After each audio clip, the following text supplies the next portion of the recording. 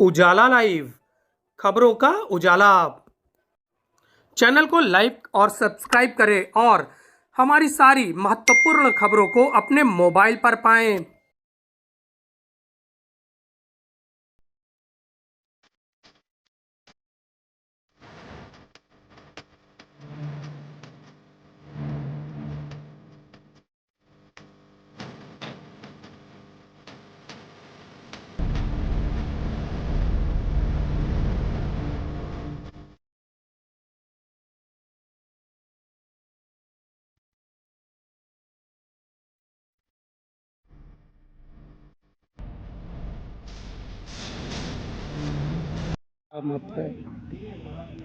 तीर्थराज प्रयाग में हम लोग हैं। विश्व के सभी तीर्थों का राजा है प्रयाग, और यहाँ 3 पवित्र नदियों का जो संगम है वह एक विलक्षण संयोग है।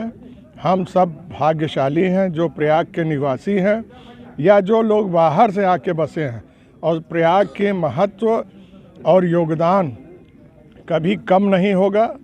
और यह वर्तमान पीढ़ी सौभाग्यशाली है कि 2024 का जो ये वर्ष शुरू हो रहा है, एक बहुत बड़े परिवर्तन और विश्वास और आशा का परिवर्तन है कि जब प्रभु श्री राम के मंदिर का भी स्थापना अपने पूर्ण वैभव के साथ हो रही है।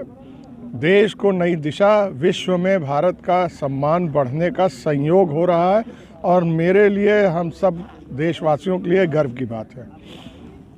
ठीक है, आपका हो गया। पुरी शंकराचार्य अधोक्षजानंद देव तीर्थ मौजूद है, प्रयागराज में आए हैं। इन्होंने भूमि पूजन किया है। क्या महत्व है भूमि पूजन का, किस तरह से कल्पवास करना चाहिए, उनसे जानते हैं। स्वागत है महाराज जी। भारत भूमि तीर्थों की है और यहाँ समस्त तीर्थ और पवित्र नदियाँ स्नान और यज्ञ पूजा का महान फल देती हैं। ये तीर्थराज प्रयाग है जहाँ भी हम लोग मौजूद हैं, और यहाँ तीर्थ राज के यहाँ जब मकर संक्रांति आती है और माघ महीना आता है, उस समय यहाँ कल्पवास करने का, गंगा स्नान का और यज्ञ आदि सत्कर्म का फल अनंत गुना बढ़ जाता है। तो वही माघ मेले की शुरुआत होने जा रही है, और इसी क्रम में अभी यहाँ बड़े बड़े यज्ञ अनुष्ठान और धर्म सम्मेलन होंगे।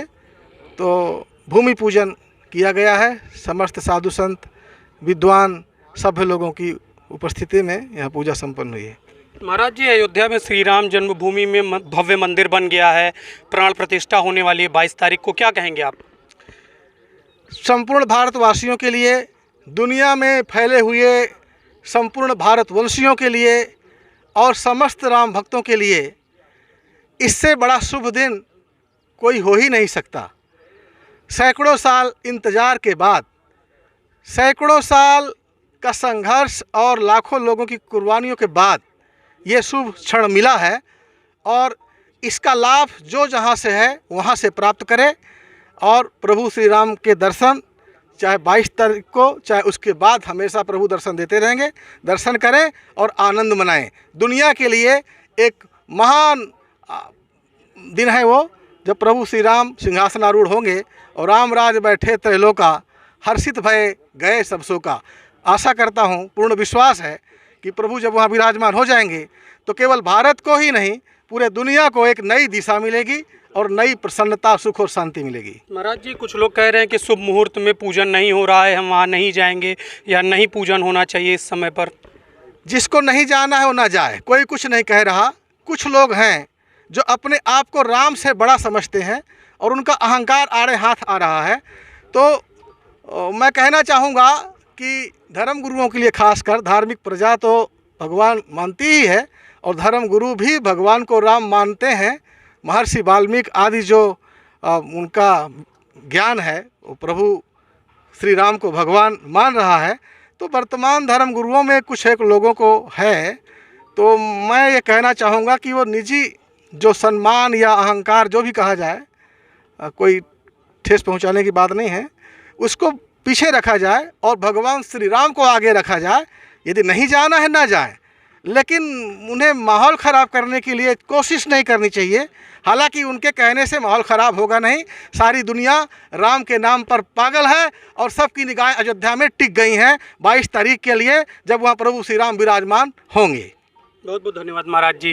तो जिस तरह से भगवान श्री राम की मूर्ति और प्राण प्रतिष्ठा हो रही है, उसको लेकर विशेष तैयारियां शंकराचार्य जी ने की है और उन्होंने जनता से अपील की है कि वो जहां भी रहें मर्यादा पुरुषोत्तम श्री राम का दर्शन करें और पुण्य के भागी बने। आलोक मालवी, उजाला लाइव, प्रयागराज।